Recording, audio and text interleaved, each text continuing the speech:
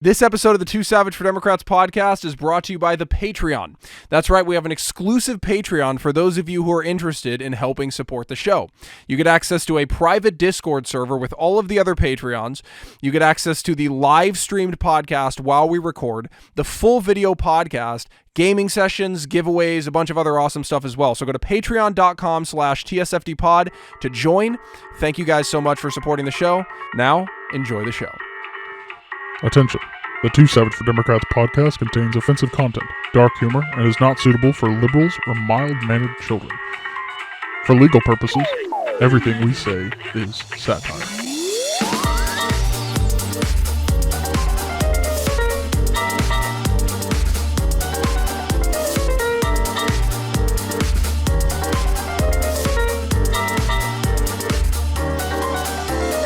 All right. What is going on, ladies and gentlemen?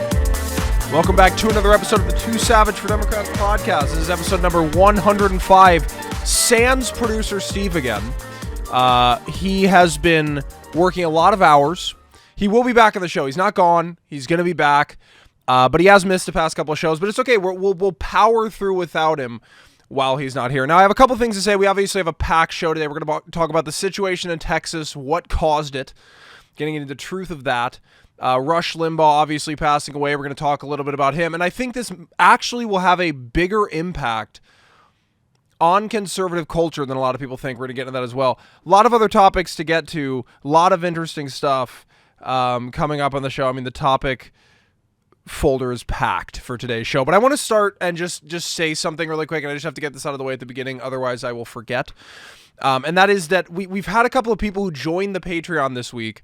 And we thank you for joining. We appreciate it. Patreon.com/TSFDpod. But you join the Patreon.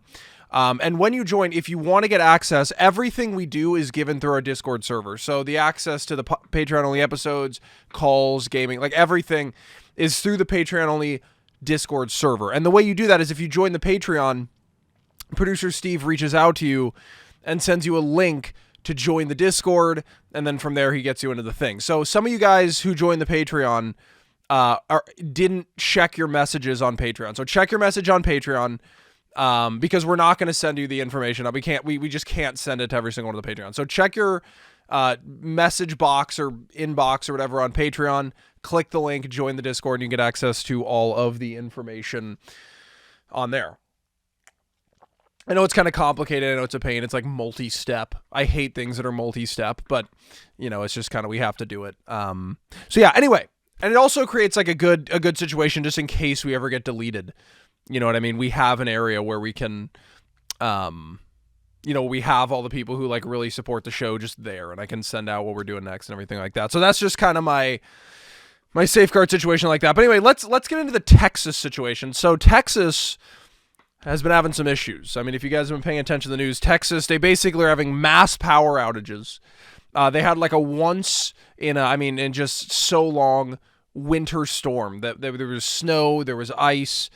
And I joked and I actually got a little bit of pushback. I didn't think I would get that much pushback for this. I thought it was just a joke, but I got quite a bit of pushback. I said, people in Texas are really out here complaining about dealing with a few days of weather that us in the Midwest deal with for months. And I thought that was funny because it's true. Like, you know what I mean? I saw some of the people that I follow in Texas were like, I have to, we're dealing, it's 10 degrees outside. I don't even know what's going on. And we're sitting up here and it was like a negative, 24 wind chill. And then now today, and just to put it in perspective, it was so cold here that today it was the temperature that it was in Texas. And I'm literally just wearing a hoodie and it felt like it was hot. Like I walked outside and I go, wow, it's hot out. It actually wasn't. It's still below freezing and pretty cold. But I do get it. Like I do sympathize with the people who have no power during these frigid temperatures and have to sit there and it sucks. And, actually the person who put this into perspective, I think the best out of anybody was Dan Crenshaw. Dan Crenshaw did and we're going to get into this right now, he did like a Twitter thread going over exactly what was going on in Texas and why all this happened, because it's kind of a multi-step thing. I mean, the right's coming out and they're saying, oh, this is all because of green energy, right? This is 100% green energy. This is why we can't have green energy. It's bad. It's horrible. It's awful. And then the left is coming out and saying, no, it has to do with fossil fuels, and we're not investing enough into green energy. And if we invested more, we would have had a better situation. And from what I've read, it's kind of a mixture of the two. I mean, everything kind of failed. Like Texas was not set up for massive snowstorms and freezing temperatures, because that usually doesn't happen in the winter, right? In the winter, Texas is pretty mild. They have pretty mild winters. I mean, it's not like Florida or California, but they have pretty mild winters, and so they're not really dealing with all of this stuff. So they weren't exactly prepared for a situation like this. It's kind of like Florida, right? If Florida were to be hit by like a blizzard, they wouldn't be prepared for it, because they live in like tropical weather conditions. So by the way, I would love to live in tropical weather conditions right now, but this is, they're just not prepared for that. And we have had, I mean, I know where I live in Kansas. We have had like record lows over the past 30. I mean, we haven't had, what we're having right now hasn't happened in like 30 years in terms of cold. I mean, it was so cold. My battery died to my car, right? Of course, it has to happen on the day it was like -12. And so, of course, my battery dies, can't start my car. I'm sitting there just like trying it over and over again. I have to go to fucking Advanced Auto Parts and buy a new battery. And then I have to change the battery to my car outside. And it was literally colder than a bronze toilet seat on the shady side of an iceberg. I mean, it was freezing. I just dropped my pen. Give me 1 second. Need that. I don't know why I need it, but I need it. Yeah, it was freezing. I mean, I literally, and I was sitting there and I couldn't do it with my gloves on. Like I had to do it. And so I'm like it was just so cold. It was brutal.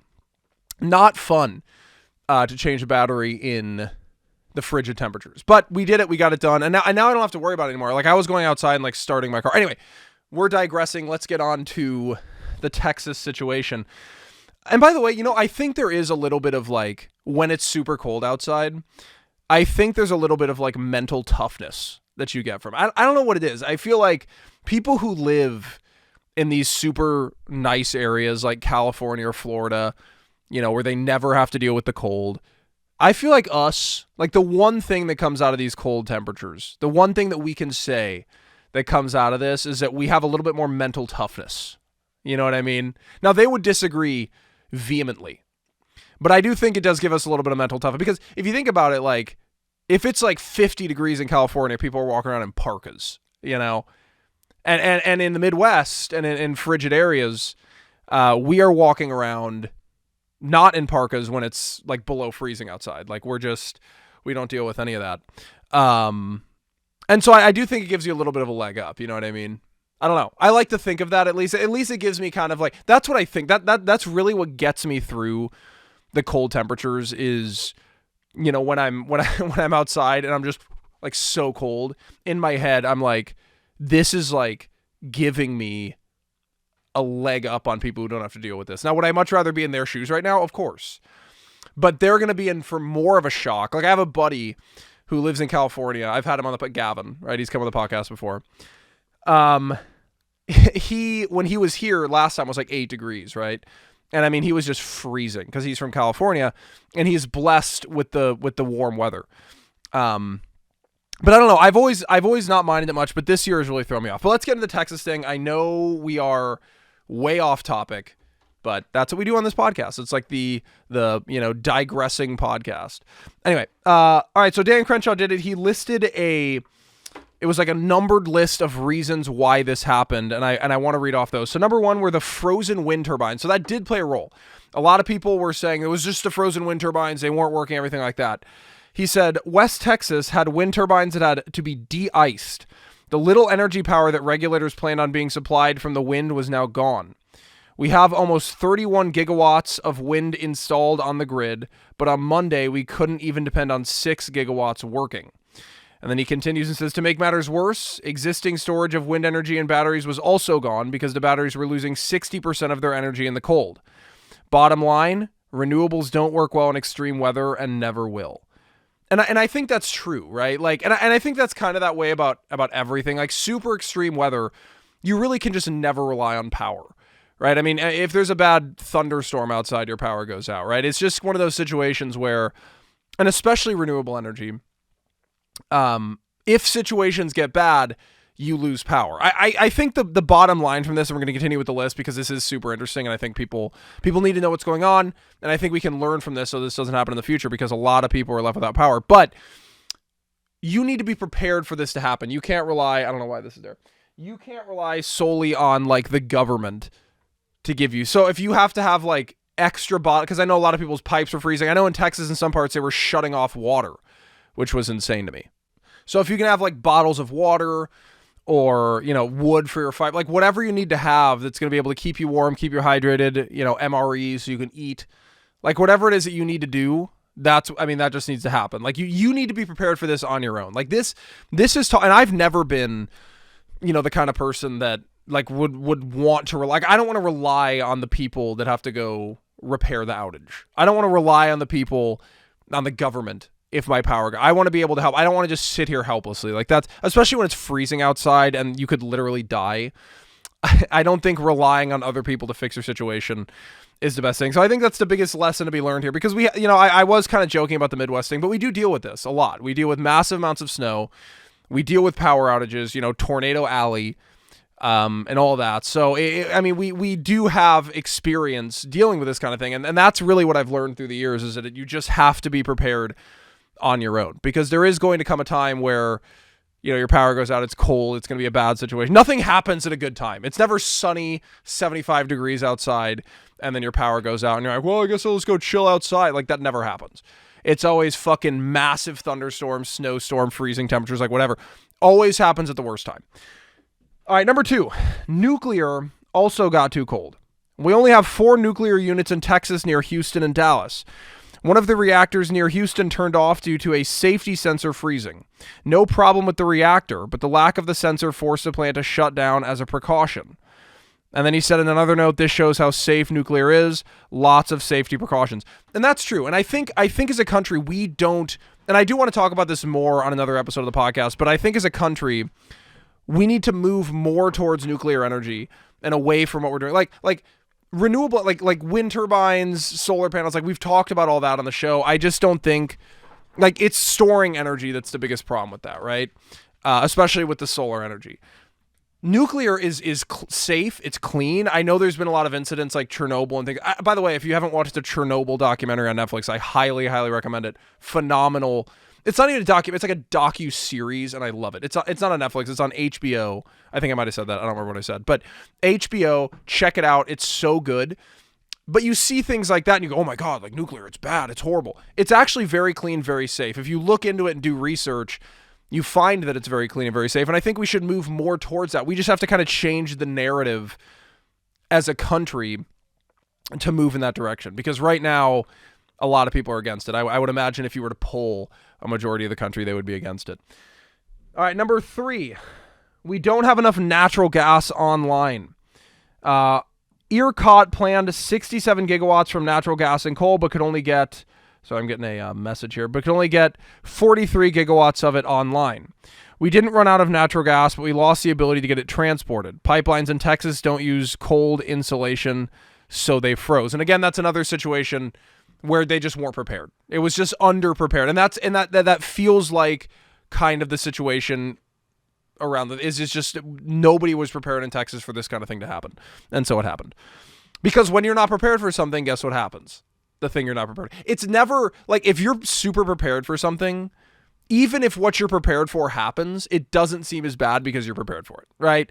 If you're not prepared for something, it's like 100% going to happen, and then you're fucked because you're not prepared and it happened. So if you're worried about something happening, if you get one thing out of this entire rant that I'm going on, it's just prepare, because you have to be prepared for things like this to happen. Anyway, he goes on, but those were the 3 primary reasons why everything shut down in Texas. So I hope that kind of puts in perspective for people listening to the show who are maybe confused on why there were power outages, why everything was going on in Texas. And I hope things start to get better soon. I have seen reports that people are gaining power. I've been looking at Twitter, like the politicians, the Texas politicians in Twitter, and they're saying that things are coming back up, houses are gaining power. I know there's some people that still have power, but this is just a situation I think we need to learn from. And again, we need to be prepared. So when Biden was running for office, one of the biggest narratives coming from the right that was pushed as kind of a right-wing conspiracy theory was that Kamala Harris was going to be running the show, right? Biden, I mean, look, if you like Biden, great. I'm not even going to attack. Like, if you support Biden, if you like Biden, that's cool. Like, you know, whatever. But let's just all admit he's completely lost it. He's senile. He's losing it. He's old. All right. This is what happens when you're old. I don't understand why people are fighting this. The dude is old. Obviously, he's losing his just fucking cognitive ability. It just happens when you get old. It's just happening at a rapid pace in front of our eyes, and we've elected him as president of the United States. I didn't think that was the best idea, but here we are, whatever. But we were saying, you know, he picked Kamala Harris. Nobody can really understand why, because she was literally the most unliked candidate outside of, like, Marianne Williamson running for office in 2020 as the Democrat. Like, nobody liked her. So nobody really understood why she was, like, she was picked as VP. That seemed like a horrible decision.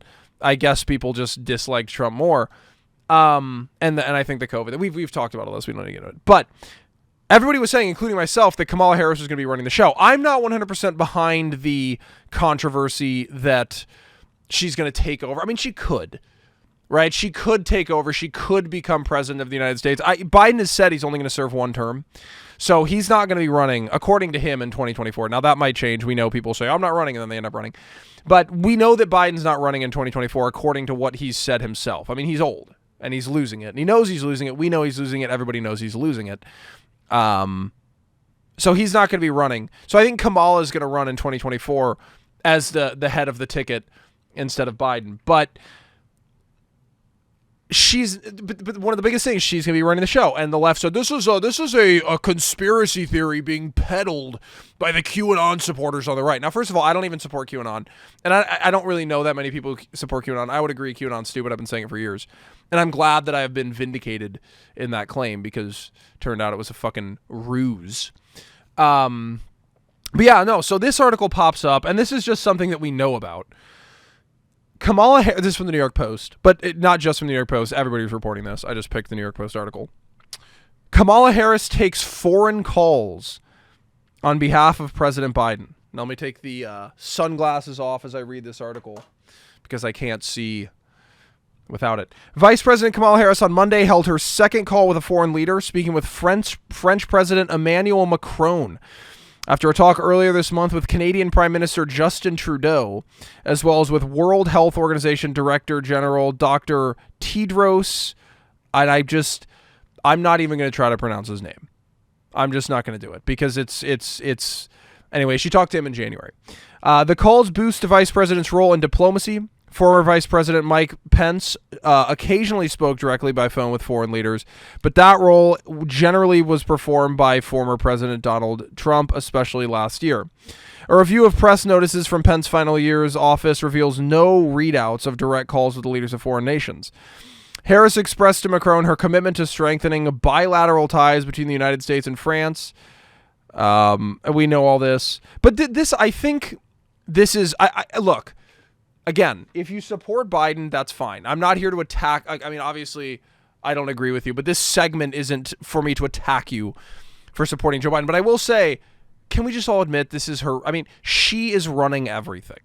This man's, Joe Biden, is just, he's completely lost it. He's gone. Like, in his head, like he's not there. And we can all see that. She's running the show. This is just the first step of that. This is all that's come out at first. If she's going to be the president in 2024 or run for president in 2024, it's going to be really interesting, by the way, now that Trump has been acquitted, which we'll get into, who runs on the Republican ticket. But this is her. She's running the show. She's talking to foreign leaders on behalf of of President Biden. What else is she doing? You know, and again, like, I'm not trying to start controversy. I'm not trying to, conspiracy theories. I just think it's questionable that she's taken these calls, you know. And again, I'm not necessarily against it. Like, if she's going to be at the helm, at least just come out and say, I'm at the helm. That's all that she needs to do. She needs to just come out and say, hey, I'm taking the calls. I'm doing his shit. Biden just comes out and gives speeches. That's really all he does. That would be fine. Okay, that would be one of the, I don't think anybody's going to get mad. We're just all going to kind of be like, I knew it, and then we're going to move on from that. It's the fact that like it's kind of behind the scenes and creepy, and then information's slowly going to start filtering out. I mean, we knew it. We knew she was like, this is not a shock to anybody who pays attention to politics at all. If you've watched a Joe Biden speech, you know that Kamala Harris is gonna be running things. You know, my favorite part about the whole, by the way, before we move on to the next topic, Joe Biden, like this, it was circulating on the news that Joe Biden won in Mario Kart. I don't know if you saw that, but he won big in Mario Kart. And Donald Trump Jr. tweeted and was like, why is Joe Biden playing Mario Kart when tens of thousands of Americans are dying of COVID-19? And he was like, am I doing this right? And I laughed so hard because that's exactly what they did with Trump. Like, why is Trump golfing? You know, Trump gets 2 scoops of ice cream. Everybody else gets 1 scoop of ice cream. You know, Trump fucking, you know, and it's like Biden plays Mario. If Trump had played Mario, could you imagine if Trump had played Mario Kart, how the media would react to Trump play? I mean, it would be insane. But Biden plays Mario Kart and everything's okay. But yeah, anyway, moving on to the next topic. I just think it's interesting. Kamala Harris taking the calls. Comment down below if you're listening to this podcast or watching it on YouTube, Dylan's Daily Show. The majority of our listeners are obviously audio. But if you're watching on YouTube, Dylan's Daily Show, comment down below. Is this all Kamala Harris is doing? Is Biden running the show? She just happens to be taking the foreign calls? Or is this kind of like a, you know, this is just like, this is all we know about, but she's doing a lot more? Let me know in the comments down below. I'm interested to hear your guys' thoughts. All right, I do want to talk briefly here about the passing of Rush Limbaugh, conservative radio talk show host. I would argue one of the most influential in the conservative culture and in culture in general. I mean, he was number one. He had tens of millions. I mean, people don't understand the impact that this guy had. I mean, he had tens of millions of listeners. You know, he's such a wide base, and obviously it's sad that he's gone. You know, I didn't really listen to his show ever. I don't really listen to a lot of people's shows, but I didn't listen to Rush Limbaugh's show. Nothing against Rush Limbaugh. I just didn't really listen to the show. But now that he's gone, the biggest question I think we're left with here is who's going to fill that void in the conservative movement? Who's going to fill the void of Rush Limbaugh now that he's dead? You know, who's going to be able to attract tens of millions of people? Like, you know, we have Michael Savage, we have Mark Levin, all of these other people that do things like this, but who's going to be able to fill the void that Rush Limbaugh filled? I can't see anybody else stepping up and doing that right now. And I think that's an important void to fill. I mean, he kind of filled that just normie, conservative, like he hit the base perfectly. It was like, this is what we're, like Rush Limbaugh, like there's a spectrum on the right, you know, and on the left. But there's a spectrum on the right. And the largest majority of people, like we call them normie cons, normie conservatives, just straight up like, I'm a conservative, I red meat, Trump is amazing, could do no wrong, and this, and they're just like standard issue. I want my guns, I want my God, I want my family, and I want my traditional, you know, I mean, just like the conservative that the left thinks that we all are. That's where the majority of them are. Now, it's not where we all are, but it's where the majority of them are. And I think Rush Limbaugh tapped into that perfectly. He reached that audience perfectly. And that's difficult because I think now, like, the right is more, I don't want to say we're more divided, but I think we're kind of in the middle of an identity crisis because we and I said this before with, like when Trump was president, I said, we're latching our identity onto Trump too strongly. Like we're latching onto Trump. We're making Trump the conservative movement. We're making Trump everything. And when Trump's gone, we're going to have some identity crisis. And I think we are going through that right now. And you've got different organizations, different people who are kind of influential within the movement. Like you've got Turning Point, you know, other organizations like that. And some people hate Turning Point, some people like Turning Point, some people, you know, and so people are all over the place. They don't really know where to go because we have no identity. Our movement has no, there are some people who are traditionally conservative. There are some people who are, you know, socially liberal and they're, you know, they're more libertarian and then they think that's how we're going to go the party. There are people who think we have to be, like it's just a complete mix. Rush Limbaugh was the tape around the normie conservative group. And that was holding that particular group together. People that listen to him, people that could agree with him. Now we really have nothing. I mean, Trump is gone. We have an identity crisis. We need to figure out what we're going to do. And I've been talking about this for a while on the show, is that we need to be moving on from Trump, and I've said that. And Trump was acquitted recently, and I think that, he hinted at a future of the MAGA movement, and a lot of people assume that he's going to run in 2024. I don't think that's a good idea. If we want to grow the movement, we need to find an identity. We can't go back to the Trump thing. I'm not saying Trump was bad. Nothing against Trump. But I don't think we can go back to the Trump thing. I think Trump served his role. I think he did a good job. I think, he was there, but we need to move on to something new. We need to form an identity for the party. That's the number one priority here. The number one priority isn't, let's get Trump back in office and wreck the libtards epic style. It's we need to find an identity. We need to return to traditional conservative values. We need to appeal to the base that Rush Limbaugh tapped into. I'm just curious to see who's going to take over for that. Who's going to tap into that base? Who's going to take over and be that kind of driving force? Because everybody knew who Rush Limbaugh was. You were right, you were left, you didn't listen to him, everybody knew who he was. Everybody knew his message. Everybody knew what he stood for. I knew about him since I was a kid. You know what I mean? I'm a kid, and I would be in the car with my grandpa, and he would be Rush Limbaugh would be on the radio. I mean, it was just, he was all over the place. So it's going to be interesting to see who fills that void. I'm actually interested in that. And then obviously the Trump acquitted situation.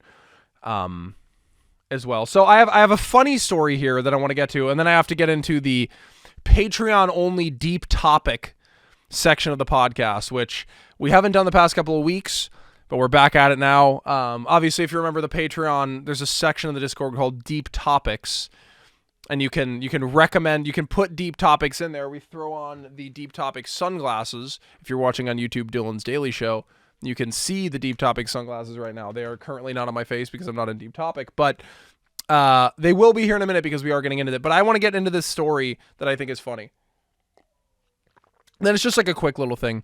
An ammo manufacturer, if I can say the word correctly, we can continue with the story, refuses to sell to anyone who voted for Biden. So this is in Michigan. Let me take this off. An ammunition, Phoenix Ammunition, a family-owned ammunition producer based in Michigan, has enacted a policy of not selling to Biden voters. When a shopper visits Phoenix website, a pop-up prevents the would-be buyer from accessing the site unless they answer no to the question, did you vote for Joe Biden? A yes answer directs a shopper to a Biden so-called gun safety page on his platform website. That is epic. That is epic. In order to prevent undesired customers from purchasing their products, Phoenix has also reportedly placed a questionnaire into the purchasing step that asks whether the buyer voted for Joe Biden in the 2020 presidential election. Now, obviously, this is easy to get around. It's funny, but whatever. I do think it's good publicity, and I don't think sorry, I had a cut out on the show. I got to put that in. I don't think a Joe Biden voter is really going to be keen on buying ammunition right now, so I think they're probably good on that. So let's get to the deep topic section of the podcast. I gotta figure out where we were before. Here we go. Okay, here we go. All right. Deep topic shades going on. We're going to the deep topic on the podcast. Let's do it. All right. This one comes from Connor. My geography professor said GDP is useless. What are your thoughts? I think that focusing directly on the economy isn't what we should primarily be focusing. I mean, that's one of the things Trump did as president, is he was strictly economic. It was oh, the freaking stock market's exploding. And then meanwhile, anxiety, depression, all these issues are skyrocketing. People are out of work, COVID, everything like that. And it's, but there's a stock market. You know what I mean? A healthy country is cultural, it's economical, it's a mix of a lot of things.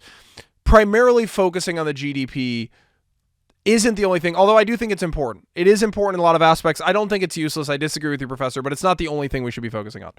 All right, this is from Armony, the OG Jew. Deep topic, Deshaun Watson will be the MVP next year. It depends on what team he goes to. It really does. I mean, I've heard recently that the Panthers are planning on going all in on him. If the Panthers go all in, I think that could be I mean, again, they're going to give up McCaffrey. I just don't know like who they have on the, like, but he did a lot on the Texans. I mean, he put up amazing numbers, and I think people slept on it because they were like 4-11, but he put up amazing numbers with not the best receiving core in the league or weapons or anything like that. But it's going to be interesting to see where he goes. I, as a Broncos fan, hope he goes to Denver, but I don't think he's going to end up going to Denver. They literally are so bad when it comes to quarterbacks, and for some reason, I can't figure it out. If somebody could explain it to me, I would love to know why in the name of the Lord they want to stick with Drew Lock. Why would you want to stick with Drew Lock? Now, I know he's horsecock Lock. Like, we get all of that, but I don't know why you'd want to stick with Drew Lock. I don't understand it. All right, next one. But no, to answer your question, Armani, it just really depends on what team he goes to. What the heck? All right, here we go. Hold on, I'm way down. Deep topic, Republicans won't hold the House or Senate for at least 8 years, and even if they do, they don't deserve it. I agree with that. I think that, I think we have a chance to get some things back, but we fucked up. We really did. I mean, not we as supporters, the Republican politicians fucked up by not representing their core base. That's something, and I've been saying that for a long time. They weren't appealing to the base. They were moving in a direction that was away from the base. They were attacking Trump the entire time he was president, and he was kind of like as I said, the identity for the conservative movement at that time. They made a lot of mistakes, and I think that's why they've been taking so many L's. So I wouldn't be surprised if it was a while before Republicans took power again. It depends how badly the Democrats fuck up. I mean, that's really why, the next, because it's like the pendulum swing, but it's because when a side has, everyone's talking about the pendulum swings. The reason the pendulum swings is because when a party has power, they don't do shit. Literally, the pendulum would stop swinging if let's say Republicans win and gain control of everything, and they're actually effective and get things done. The pendulum will not swing back. The reason it keeps swinging back and forth is because politicians don't do shit. They promise stuff, they get in, they let the voters down, they lose some of the voting base. It inspires the fucking other side to come out and vote, and that's why they lose. I mean, this is simple. This is the basis of politics. If I had to describe someone who knows nothing about politics, and they would say, why do Republicans and Democrats go back and forth so much? I would say because they don't get shit done. That is literally the reason why. All right, next one. Deep topic is from Garen. The Patriot Party will actually just become the new Republican Party. We'll see what happens. Again, I think we need a new identity. I think the Republican Party, the way it's set up right now, isn't good. And so we'll see what happens. But I would not be... I don't know if it's going to be the Patriot Party, like the Trump kind of movement thing, but I think we need just to return to traditional conservative values, and that can be the identity for our party. I don't even think we need to rebrand and change the name of anything. I just think we need to return to traditional conservative values. Our politicians have to start representing what the people want, and I think that's how we win. I don't think, we don't have to become the Patriot Party. Like, I get what you're saying, but we don't have to become the Patriot Party for that to happen. All right, next one. Deep topic is from Jensen. I am pro banning gay marriage. I mean, again, I think it's a moot point because it's already happened. So whether you were in favor of it or against it, like, it's already here. My biggest issue is about sexualization.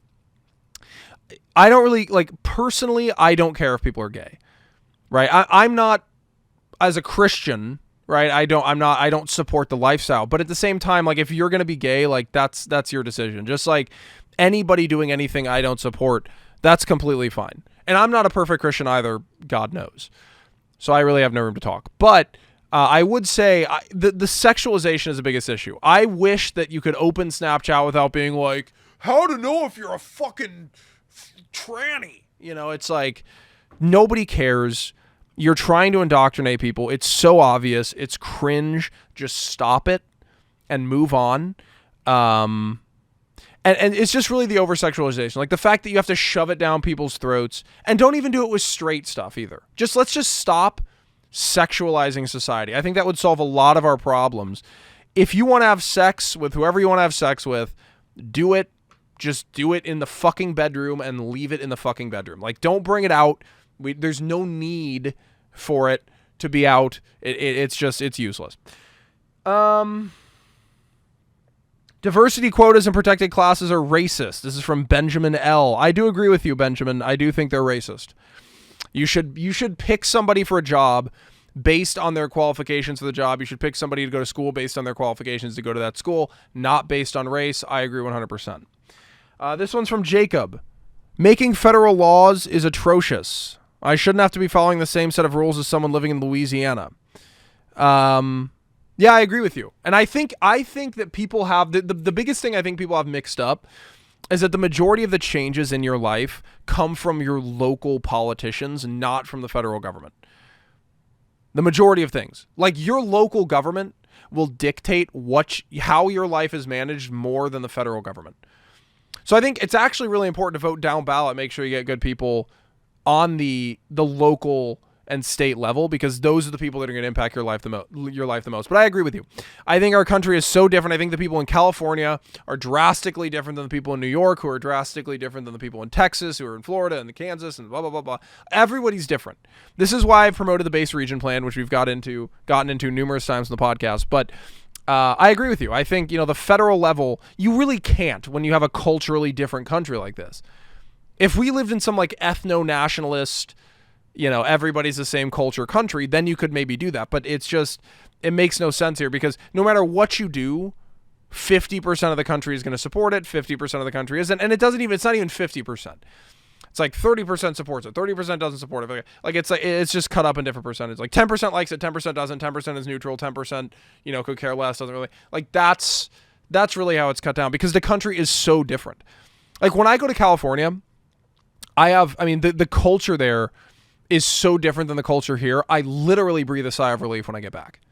I get off the plane after arriving from California and I go, oh, because it's so nice to not be in that kind of culture. I just don't like it. You know what I mean? And I think a lot of people are leaving as well, but it's drastically different. Okay, next deep topic. Connor, KFC sucks. I agree. I think it's the worst in terms of chicken. I think Cane's is the best, then Chick-fil-A, then Slim Chickens. And again, I'm the chicken CEO. I'm the CEO of chicken. So I can tell you for sure that is the order that it does go in. All right, next one. And it's so funny because in the deep topic thing, like they debate each other. So Connor comes in and goes, KFC sucks. And Ethan comes in and goes, you're tripping. And Connor goes, IDK, I just ate some and have been yakking since. Fucking garbage. Deep topic, Facebook manipulates elders. I agree. I think you mean older people. I agree with that. Yeah, because there's no group of people that's like more influenced by Facebook than old people. It's so funny because they're like the most against social media. But then every old person's like, did you see the article on Facebook when they said that Joe Biden is going to kill people? It said that Trump is murderous. It's like, whatever side it is, it's like they are so easily influenced by fake. Nobody's influenced by fake news more easily than old people. Old people, 100%. And I'm not even talking about like boomers, yes, like the older boomers, and then into like the forgotten generation. They are the most influenced, and it's hilarious. It's actually not, because they vote the most too, and so it's bad. But anyway, deep topic from Harmony. Republicans should keep their mouth shut about Biden because they failed us for 4 years. Yeah, I mean, let the Democrats sink their own ship. Let the Democrats sink their own ship. It's going to sink. They're not going to, like I just said, they're not going to get anything done. The pendulum will swing back. It happens every single time. That's why people said, is the country ending with Biden? No. The country's ending. We're in the decadence of late stage. Like, the country's ending. Like, it's just a matter of time. We're on the downward trajectory. It's not looking good for America. But at the same time, it's not going to happen because of Biden. Right? It's already, the fucking dominoes have been falling for decades. I mean, if you just look at the historical, like if you look at Rome and the United States, it's pretty clear the United States is failing. Okay, next one. This is from, I'm trying to make sure the camera doesn't go out here. This is from Tanner. Biden isn't a bad president. I don't think he's horrible. I think he's just there. I don't think he's going to get anything done. And I think the pendulum's going to swing back. Deep topic, ordering 4+ sandwiches at a sandwich place is a waste of time and money. Just make it at home. I don't know, dude. When I go to Mr. Good Sense, it slaps. Now, I wouldn't order 4, but yeah, I agree. Like, I have become very good at making sandwiches. I can make a very good, I'm like a woman. I can make a tremendous sandwich. So, you know, I do prefer to make my sandwiches at home, but I'm not against going to like Jersey Mike's or something like that and grabbing a little sandwich. I will not go to Subway. Subway is fucking disgusting and overpriced. I will not go to Subway, but Jersey Mike's, pretty good. Actually, you know what? I think I'm going to get a fucking sandwich after this podcast. After this podcast ends, I'm going to go get a sandwich. It's happening. All right. All right, that's it for the deep topics. So anyway, we're going to wrap the show there. Thank you guys so much for tuning in. YouTube, Dylan's Daily Show to watch the video podcast, patreon.com/TSFTpod to get access to awesome features, private Discord server, everything like that. Thank you guys so much for tuning in. I appreciate you. See you next week. Bye-bye.